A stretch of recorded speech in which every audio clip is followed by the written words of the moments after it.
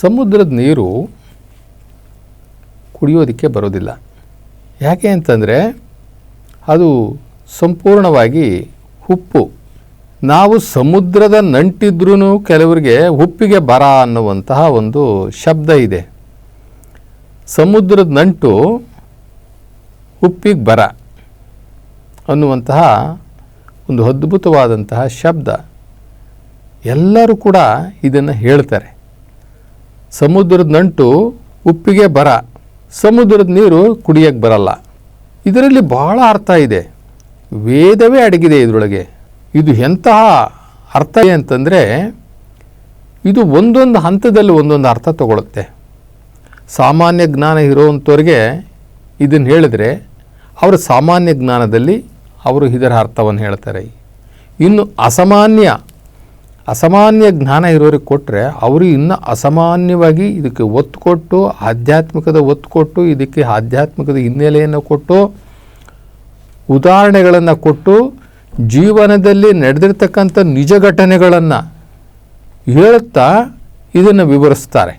ನೋಡಿ, ನಾವು ಈ ಸಮುದ್ರದ ನಂಟು ಉಪ್ಪಿಗೆ ಬರ ಅಂತಕ್ಕಂಥದ್ದು ಅಥವಾ ಸಮುದ್ರದ ನೀರು ಕುಡಿಲಿಕ್ಕೆ ಬರಲ್ಲ ಅನ್ನುವಂಥದ್ದು ವ್ಯಾಖ್ಯಾನ ಇದೆಯಲ್ಲ, ಬೇಕಾದಷ್ಟು ಜನ ಬದುಕಿದ್ದಾರೆ, ಬಾಳಿದ್ದಾರೆ.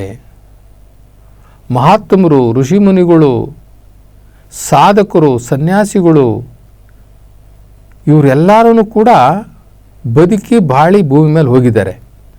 ಕೆಲವರು ಜನಕ್ಕೆ, ಸಮಾಜಕ್ಕೆ ಬೇಕಾಗಿ ಬದುಕಿ ಅವರ ಜೀವನವನ್ನೇ ತ್ಯಾಗ ಮಾಡಿ, ಅವರ ಜೀವನವನ್ನೇ ಗಂಧದ ಕೊರಡಿನಂತೆ ಸವೆದುಕೊಂಡು, ಮೇಣದ ಬತ್ತಿಯಂತೆ ಉರಿದುಕೊಂಡು ಬೇರೆಯವರಿಗೆ ಬೆಳಕನ್ನು ಕೊಟ್ಟಿದ್ದಾರೆ. ಇದು ಜೀವನ. ಅವರ ಸತ್ತ ನಂತರವೂ ಕೂಡ ಅವರ ಹೆಸರು ಇಲ್ಲಿ ಉಳ್ಕೊಂಡಿದೆ, ಅಮರವಾಗಿದೆ. ಅವರು ಸತ್ತಿದ್ರೂ ಕೂಡ ಅವರ ಹೆಸರು ಚಿರಸ್ಥಾಯಿಯಾಗಿದೆ. ಅವರು ಸತ್ತಿದ್ದಾರೆ, ಆದರೂ ಕೂಡ ಅವರ ಜನ್ಮದಿನಾಚರಣೆಯನ್ನು ಮಾಡ್ತೀವಿ. ಜನ್ಮದಿನಾಚರಣೆ ಯಾರಿಗೆ ಮಾಡೋದು ನಾವು? ಸತ್ತಿರೋರಿಗೆ. ಮತ್ತು ಸತ್ತಿರೋರಿಗೆ ಜನ್ಮದಿನಾಚರಣೆ ಮಾಡ್ತೀವಲ್ಲ, ಅವರು ಬದುಕಿದಾರ ಸತ್ತಿದಾರ? ಬದುಕಿದ್ದಾರೆ. ಅವರು ಭೌತಿಕವಾಗಿ ನಮ್ಮ ಮುಂದೆ ಇಲ್ಲದೆ ಇರ್ಬೋದು, ಶಾರೀರಿಕವಾಗಿ ನಮ್ಮ ಮುಂದೆ ಇಲ್ದಿರ್ಬೋದು, ಆದರೆ ಅವ್ರ ಜನ್ಮದಿನಾಚರಣೆ ಮಾಡ್ತೀವಿ ನಾವು. ಈಗ ನಾವು ಬಸವ ಜಯಂತಿ ಮಾಡ್ತೀವಿ, ಬಸವಣ್ಣನವರು ಇದ್ದಾರೆ ಅಂತಲೇ ಅರ್ಥ. ಗಾಂಧಿ ಜಯಂತಿ ಮಾಡ್ತೀವಿ, ಗಾಂಧೀಜಿಯವರು ಇದ್ದಾರೆ, ಶಾರೀರಿಕವಾಗಿ ಅಲ್ಲ, ಜೀವಂತವಾಗಿ ಆತ್ಮಸ್ವರೂಪಿಯಾಗಿ ಇದ್ದಾರೆ.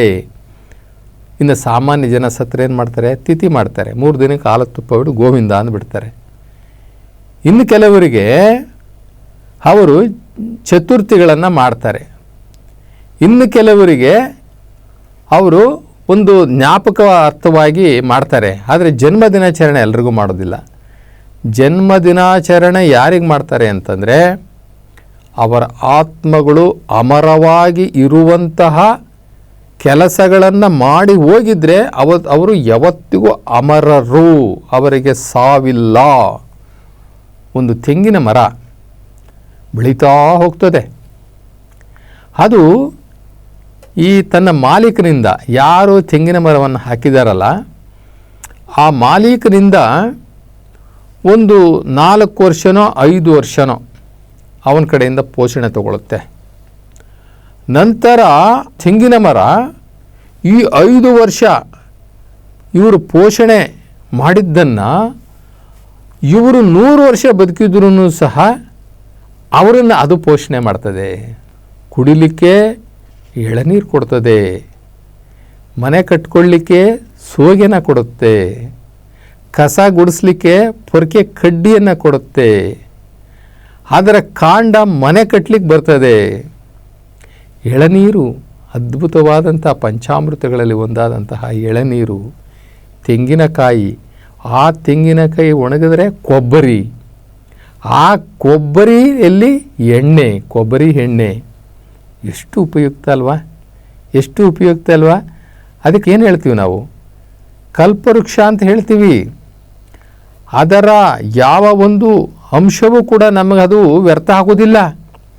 ತೆಂಗಿನಕಾಯಿ ಆ ಮೇಲ್ಗಡೆ ಕರಟ ಇರ್ತದಲ್ಲ, ಆ ಕರ್ಟನು ಕೆಲಸಕ್ಕೆ ಬರ್ತದೆ, ಆ ನಾರು ಇರ್ತದಲ್ಲ ಆ ನಾರು ಕೂಡ ಕೆಲಸಕ್ಕೆ ಬರ್ತದೆ. ಹಗ್ಗ ಮಾಡ್ತಾರೆ, ಅದರೊಳಗೆ ಹಗ್ಗ ಮಾಡ್ತಾರೆ. ಹೀಗೆ ಮನುಷ್ಯ ಬದುಕಿರುವಾಗ ಹೇಗೆ ಒಂದು ತೆಂಗಿನ ಮರ ಸಂಪೂರ್ಣವಾಗಿ ಆಶ್ರಯವಾಗಿ ಆ ಮರವನ್ನು ಸಾಕಿದಂತಹ ಆ ಮಾಲೀಕನಿಗೆ ಒಂದು ಆಶ್ರಯವಾಗಿ ನಿಲ್ಲುತ್ತಲ್ಲ, ಹಾಗೆ ಪ್ರತಿಯೊಬ್ಬನೂ ಕೂಡ ನನ್ನಿಂದ ಸಮಾಜಕ್ಕೆ ಏನಾದ್ರೂ ಸಹಾಯ ಆಗ್ತಾ ಇದೆಯಾ, ಆಗಿದೆಯಾ, ಆಗೋ ಥರ ನಾನು ನಡೀತಾ ಇದ್ದೀನ ಅನ್ನುವಂಥದ್ದು ಪ್ರತಿಯೊಬ್ಬರೂ ಕೂಡ ಲೆಕ್ಕಾಚಾರ ಹಾಕ್ಕೋಬೇಕು.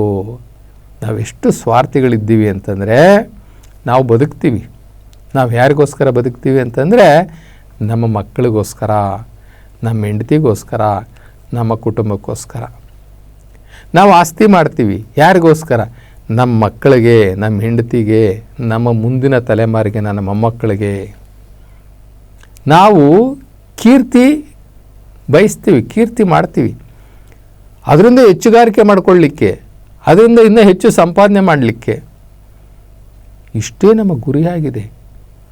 ನಾನು ಬದುಕಿರುವಾಗ ಈ ಸಮಾಜಕ್ಕೆ ನಾನು ಸತ್ತ ನಂತರವೂ ಏನಾದ್ರೂ ಉಪಯೋಗ ಆಗುವಂಥದ್ದನ್ನು ನಾನು ಮಾಡುವಂತಹ ಗುರಿ ಇಟ್ಕೊಂಡಿದ್ದೀನ ಅನ್ನುವಂಥದ್ದು ಜೀವನ. ಒಬ್ಬ ಕಾರ್ಮಿಕ ಇರ್ತಾನೆ, ಅಥವಾ ಒಬ್ಬ ಆಫೀಸರ್ ಇರ್ತಾನೆ, ಅಥವಾ ಒಂದು ಗೌರ್ಮೆಂಟ್ ಎಂಪ್ಲಾಯ್ ಇರ್ತಾನೆ ಅಂತ ಅಂದ್ಕೊಳ್ಳೋಣ. ಅವನಿಗೆ ಒಂದು 50,000 ರೂಪಾಯಿ ಸಂಬಳ ಬರ್ತದೆ. ಆ 50,000 ರೂಪಾಯಿ ಸಂಬಳ ಅವನಿಗೆ ಖರ್ಚು ಮಾಡಿದ್ರೆ 50,000 ಬೇಕು. ಖರ್ಚು ಮಾಡಿದ್ರೆ ಇವತ್ತು ಒಂದು ತಿಂಗಳಿಗೆ 50,000 ರೂಪಾಯಿ ಖರ್ಚು ಮಾಡೋರು ಯಾರಿದ್ದಾರೆ?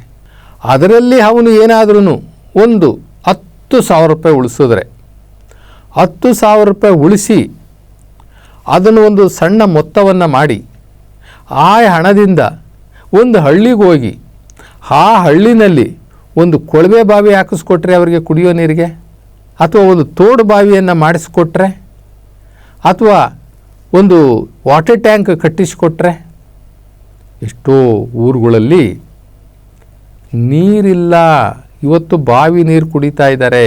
ಅಂದರೆ ತೆರೆದ ಓಪನ್ ವೆಲ್, ತೆರೆದ ಬಾವಿ ನೀರು, ಅದು ಅಪಾಯ. ನದಿ ನೀರುಗಳು ಕುಡಿತಾ ಇದ್ದಾರೆ, ಹೊಂಡದ ನೀರು ಕುಡಿತಾ ಇದ್ದಾರೆ. ನಾವು ಆ ರೀತಿಯ ಬದುಕನ್ನು ಬದುಕಬೇಕು.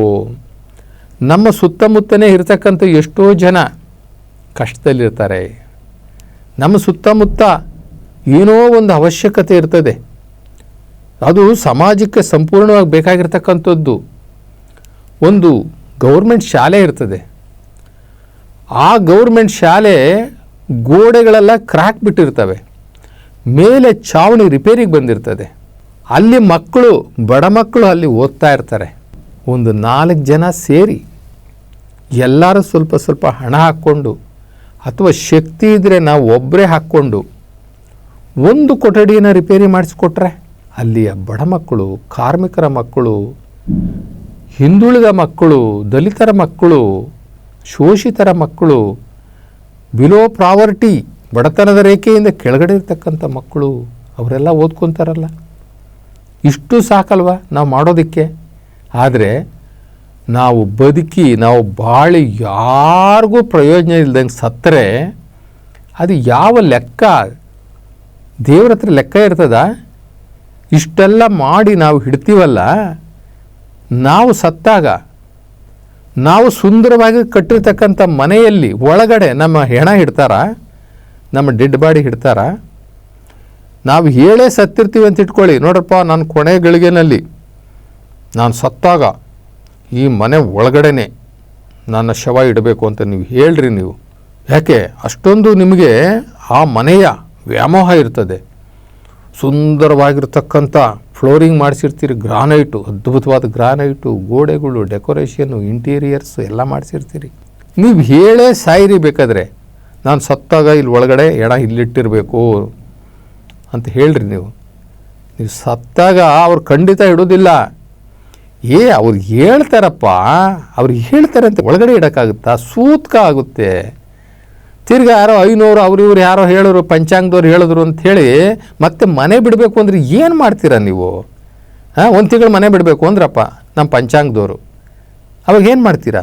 ಅವ್ರಿಗೆ ಹೇಳ್ಕೊಳ್ಳಿ, ಸತ್ತು ಹೋದವ್ರು ಹೋದರು, ಇರೋರು ನಾವು ತಾನೇ, ಇರೋರು ನಾವು ಬಾಳಿ ಬದುಕೋರು ನಾವು ತಾನೇ, ಮುಂದೆ ನಮ್ಮ ಮಕ್ಕಳಿಗೆ ಒಳ್ಳೇದಾಗಬೇಕಲ್ವಾ? ಹೆಂಗಸರೇ ಶುರು ಮಾಡಿಬಿಡ್ತಾರೆ, ಸೊಸೆದರೇ ಶುರು ಮಾಡಿಬಿಡ್ತಾರೆ. ಎತ್ತರಿ ಫಸ್ಟ್ ಆಚೆ ಇಡ್ರಿ. ಇಷ್ಟೇ ಜೀವನ, ಯಾರಿಗೆ ಯಾರೂ ಇಲ್ಲ, ಇಷ್ಟೇ ಜೀವನ. ಇಷ್ಟು ಜೀವನಕ್ಕೆ ನಾವು ಕಷ್ಟ ಬಿದ್ದಿದ್ದು, ನಾವು ಮೋಸ ಮಾಡಿದ್ದು, ನಾವು ಅನ್ಯಾಯ ಮಾಡಿದ್ದು, ಅನ್ಯಾಯ ಮಾಡಿ ಸಂಪಾದನೆ ಮಾಡಿದ್ದು. ಒಬ್ಬ ಗೌರ್ಮೆಂಟ್ ನೌಕರ, ಅವನು ಸರ್ಕಾರದಿಂದ ಸಂಬಳ ತೊಗೊಳ್ತಾನೆ. ಅವನ ಕೆಲಸ ಮಾಡದೇ ಇರಲಿ, 30 ದಿನ ಆಯಿತು ಅವನಿಗೆ ಸಂಬಳ. ಒಂದು ಕ್ಯಾಲೆಂಡರ್ ತಿರುವಾಕಿದ್ರೆ ಸಾಕು ಅವನಿಗೆ ಸಂಬಳ. ಅವನು ಎಷ್ಟು ಜನಕ್ಕೆ ಪರಿಹಾರ ಕೊಟ್ಟ, ಎಷ್ಟು ಜನಕ್ಕೆ ಒಳ್ಳೇದು ಮಾಡ್ದ, ಇವನು ಹುಡ್ಕೊಂಡು ಬಂದಂಥವ್ರಿಗೆ ಎಷ್ಟು ಜನಕ್ಕೆ ಪಹಣಿ ಮಾಡಿಕೊಟ್ಟ, ಎಷ್ಟು ಜನಕ್ಕೆ ರೇಷನ್ ಕಾರ್ಡ್ ಮಾಡಿಕೊಟ್ಟ, ಎಷ್ಟು ಜನಕ್ಕೆ ಪೆನ್ಷನ್ ಮಾಡಿಕೊಟ್ಟ, ಅವು ಯಾವ ಲೆಕ್ಕ ಇಲ್ಲ. ಅವನು ಹೇಳಿದ್ದೇನು ಅಂದರೆ, ನಾಳೆ ಬಾ, ಈ ಡಾಕ್ಯುಮೆಂಟ್ ಇಲ್ಲ ತಗೊಂಡು ನಾಳೆ ಬಾ, ಇದಿಲ್ಲ ಅದಿಲ್ಲ ನಾಳೆ ಬಾ. ಸುಮ್ಮನೆ ತಲೆ ತಿನ್ಬೇಡ, ನಾನು ಈಗ ತಾನಿಂದ ಮನೆಯಿಂದ ಬಂದಿದ್ದು, ನಮಗೆ ಬೇಕಾದಷ್ಟಿದೆ ಮನೆ ಟೆನ್ಷನ್, ನೀನು ಬಂದು ಟೆನ್ಷನ್ ಇಕ್ಬೇಡ, ನೀನು ನಾಳೆ ಹೋಗು, ನನಗಿವತ್ತು ಮೂಡಿಲ್ಲ. ಯಾಕಪ್ಪ? ನಿನ್ನೆ ಇವತ್ತು ಸಂಬಳ ತೊಗೊಳಲ್ವಾ? ನಿನ್ನ ಸಮಸ್ಯೆಗಳು ನಿನ್ನ ಮನೇಲಿ ಕಟ್ಟಿಕ್ಬಿಟ್ಟು ಬಾ. ನಿನ್ನ ಸರ್ಕಾರ ಇಲ್ಲಿ ಇಟ್ಟಿರೋದು ಜನಸೇವೆ ಮಾಡಲಿಕ್ಕೆ.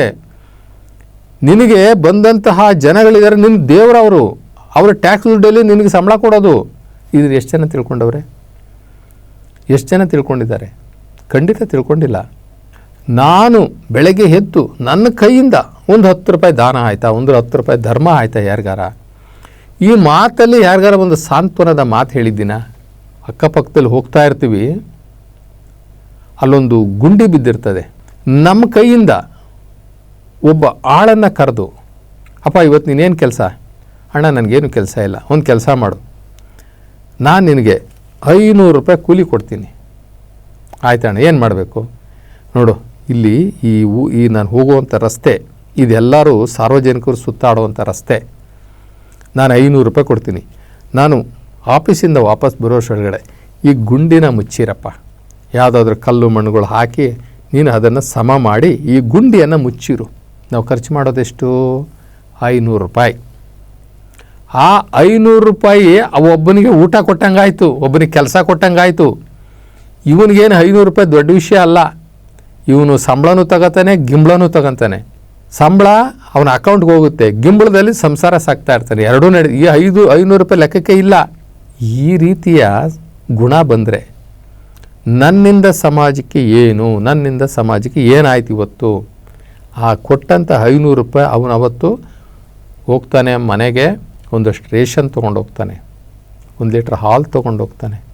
ಆ ಗುಂಡಿ ಮುಚ್ಚಿತು. ಬೇಕಾದಷ್ಟು ಜನ ಆ ರಸ್ತೆನಲ್ಲಿ ಓಡಾಡ್ತಾ ಇರ್ತಾರೆ.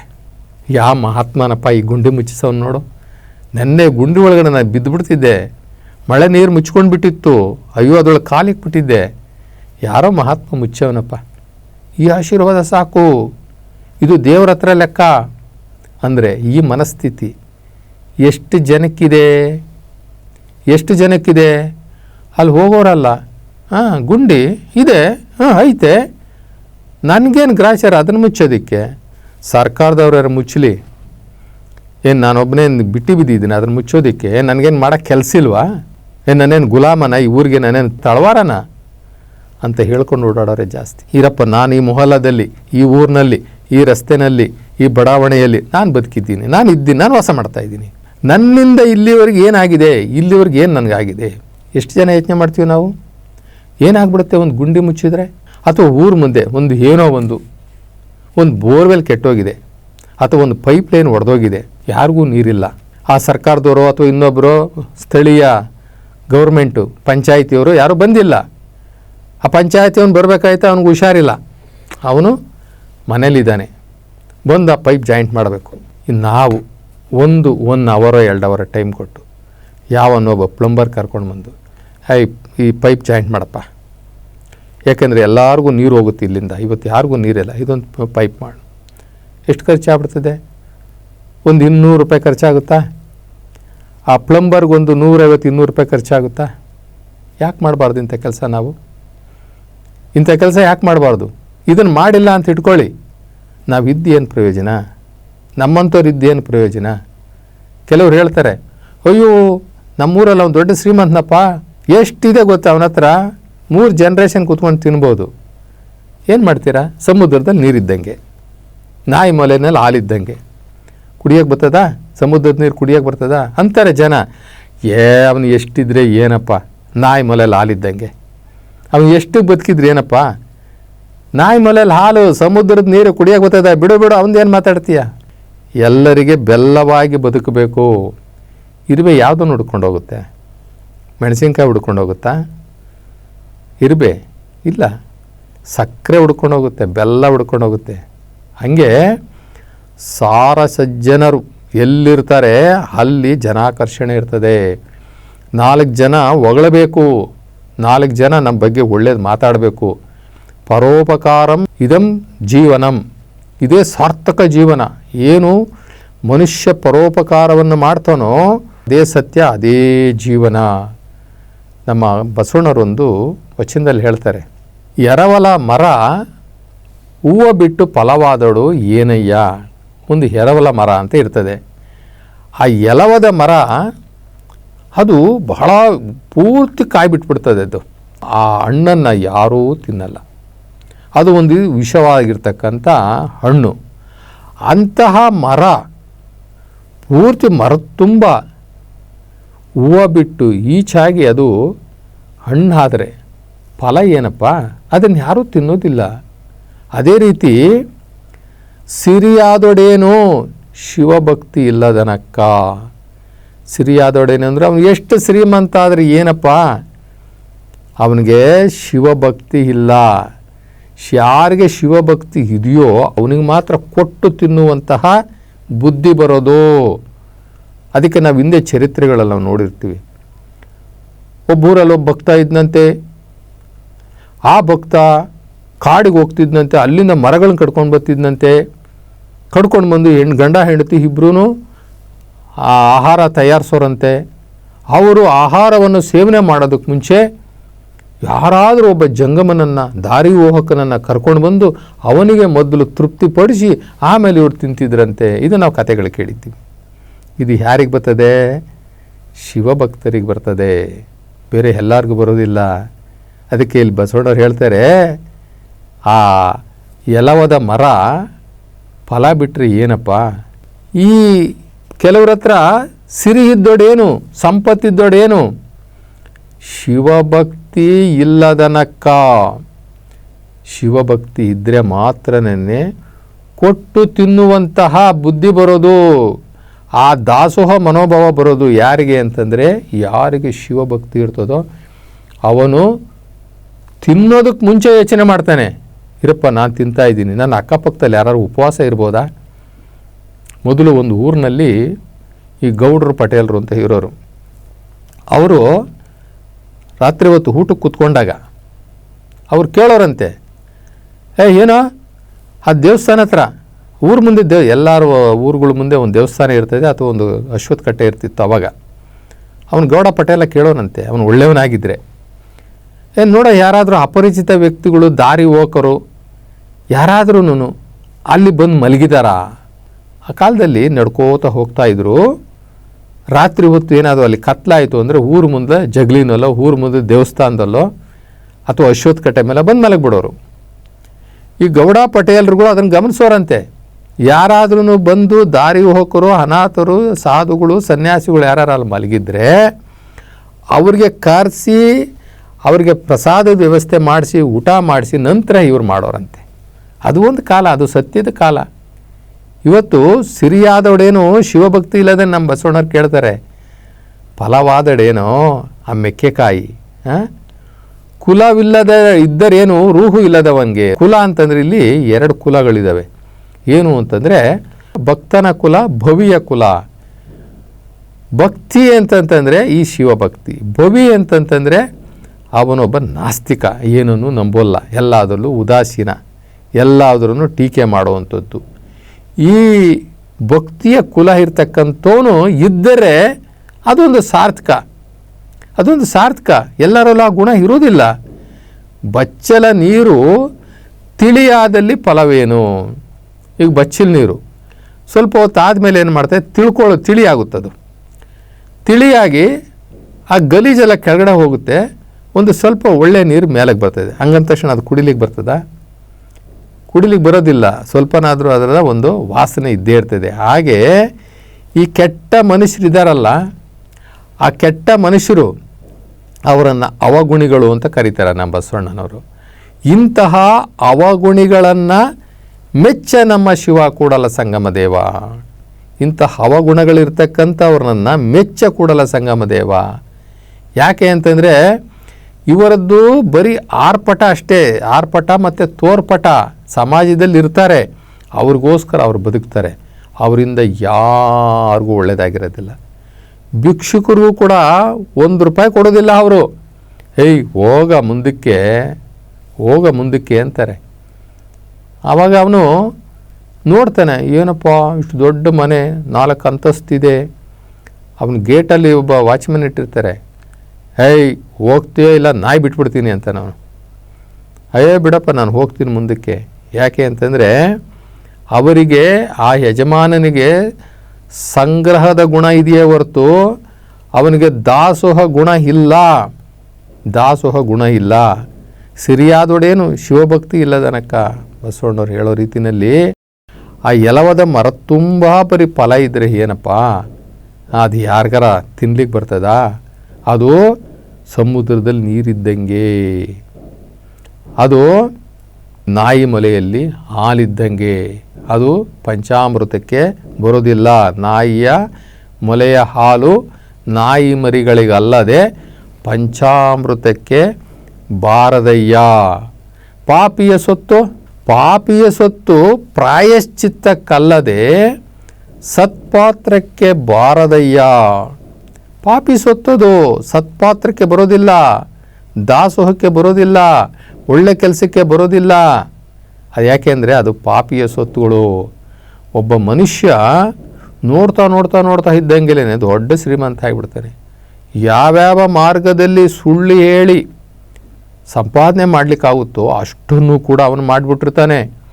ಏನು ಅವನ ಆರ್ಪಟ ಏನು, ಅವನ ತಟವಟ ಏನು, ಅವನ ಸುಳ್ಳು ಏನು, ಅವನ ಎದುರುಗಾಕೊಂಡ್ರೆ ಕ್ರೋಧವನ್ನು ಪ್ರಕಟಣೆ ಮಾಡ್ತಾನೆ. ಕ್ರೋಧ, ಯಾರೋ ನನ್ನ ಬಗ್ಗೆ ಮಾತಾಡಿದ್ರಂತೆ, ಕರ್ಕಮ ಇಲ್ಲ ಅವನ ಬಂದಷ್ಟು ಚೇಲಗಳನ್ನ ಬಾಲಗಳನ್ನೆಲ್ಲ ಸಾಕ್ಕೊಂಡಿರ್ತಾನೆ, ರೌಡಿಗಳನ್ನ ಸಾಕ್ಕೊಂಡಿರ್ತಾನೆ. ಏನೋ ನಮ್ಮ ಯಜಮಾನ್ರನ್ನ ನೀನು ಏನೋ ಮಾತಾಡ್ದಂತೆ, ಬಾಯೋದಂಗೆ ಮಾತಾಡ್ದಂತೆ, ಹೆಂಗಿದೆ ನಿನಗೆ?